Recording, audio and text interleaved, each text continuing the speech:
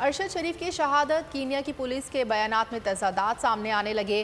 Police اپنے سابقہ موقف سے پھر گئی، یو ٹرن لے لیا، اب دعویٰ کر دیا۔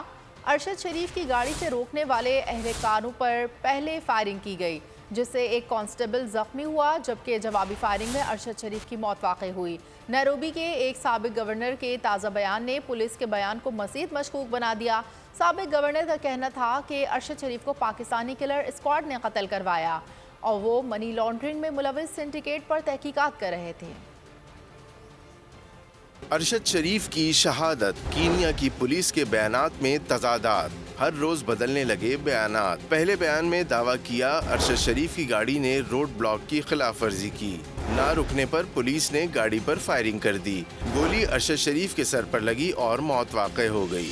اور اب رنگ بدلتے گرگٹ کی طرح بیان بدل لیا، نیا دعویٰ سامنے آ گیا۔ کہا ارشد شریف کی گاڑی سے روکنے والے اہلکاروں پر پہلے فائرنگ کی گئی، جس میں ایک اہلکار زخمی بھی ہوا۔ کانسٹیبل کے زخمی ہونے پر اہلکاروں نے اپنے دفاع میں جوابی فائرنگ کی، جس میں ایک جان لیوا گولی ارشد کے سر پر لگی۔ لیکن پولیس کے اس بیان نے نئے سوالات اٹھا دیے۔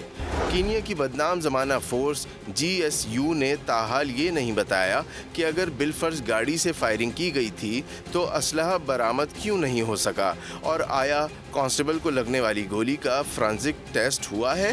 پولیس کے بیان کو نیروبی کے ایک سابق گورنر نے مزید مشکوک بنا دیا ہے۔ نیروبی کے ایک سابق گورنر نے دعویٰ کیا ہے کہ ارشد شریف کو پاکستان کلر اسکواڈ نے قتل کروایا۔ ان کا کہنا تھا کہ ارشد شریف ایک منی لانڈرنگ میں ملوث سنڈیکیٹ کی تحقیقات کر رہا تھا، جو کہ نیروبی اور مباسا میں کار شو روم چلاتی رہی ہیں۔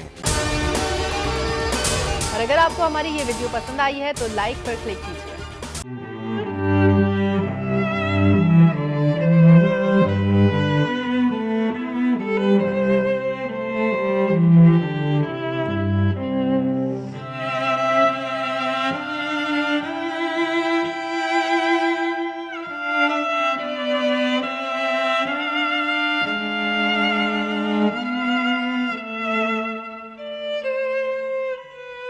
سب سے زیادہ ویوز، سب سے زیادہ ریلز اور سب سے زیادہ ریٹنگ کے ساتھ بول اب بھی نمبر 1 پوزیشن پر برقرار۔ سبسکرائب کریں اور بیل دبائیں تاکہ کوئی خبر رہ نہ جائے۔